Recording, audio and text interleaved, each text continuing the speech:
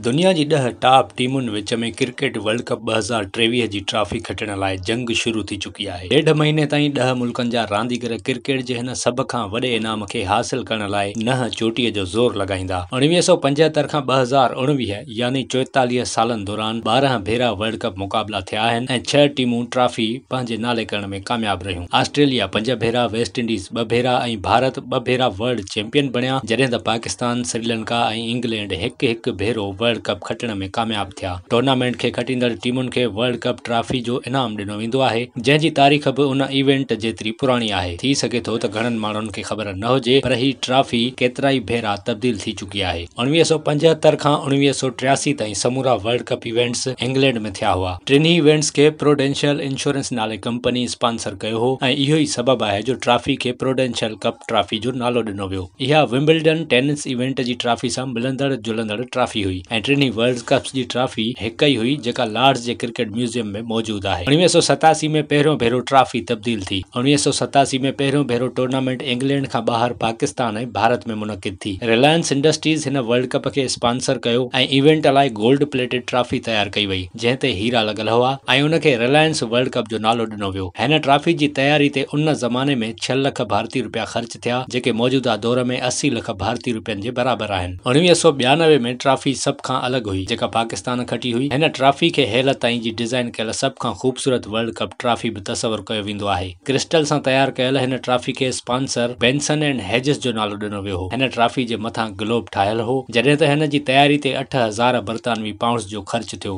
ऐं हिन वक़्तु इहा trophy national cricket academy Lahore में मौजूदु आहे। 1996 में खेॾियल क्रिकेट वर्ल्ड कप हिकु भेरो ॿीहर नंढे खंड में थियो ऐं हिन भेरे पाकिस्तान ऐं भारत सां श्रीलंका बि मेज़बान हो, जॾहिं त विल्स कंपनी इवेंट स्पॉन्सर कयो हो। इहो ई सबबु हो जो ट्रॉफी खे विल्स वर्ल्ड कप जो नालो ॾिनो वियो। 1999 जे वर्ल्ड कप लाइ इंटरनेशनल क्रिकेट काउंसिल फ़ैसिलो कयो त मुस्तक़बिल जे समूरनि इवेंट्स लाइ हिक ट्रॉफी तयारु कई वेंदी। इन लाइ ICC बर्तानिया जी कंपनी जेरार्ड एंड को सां राब्तो कयो, जंहिं हाणे इस्तेमालु थींदड़ ट्रॉफी तयारु कई। ही ट्रॉफी 11 किलो वज़नी ऐं 60 सेंटीमीटर डिघी आहे, जंहिंजी तयारी ते $30,000 ख़र्च थिया हुआ। ही ट्रॉफी चांदी ऐं सोन सां तयारु कई वई, जंहिं जे मथां हिकु सोन सां ठहियल ग्लोब मौजूदु आहे, जॾहिं त चांदी जा 3 थंबा आहिनि, जेके ॾिसण में विकेट ऐं बेल्स जीअं लॻनि था। हिन वर्ल्ड कप ट्रॉफी जे हेठिएं हिसे में हेल ताईं इहो इवेंट खटींदड़ टीमुनि जा नाला लिखियल आहिनि, जॾहिं त मुस्तक़बिल में इहो इवेंट खटींदड़ टीमुनि जे नालनि लाइ जाइ रखी वई आहे। हाणे टूर्नामेंट खटींदड़ टीम खे ट्रॉफी जी कापी ॾिनी वेंदी आहे ऐं उहा कापी असुल जहिड़ी हूंदी आहे। बसि उन में फ़र्क़ु इहो हूंदो आहे त अॻूणनि चैंपियंस जा नाला हटाया वेंदा आहिनि।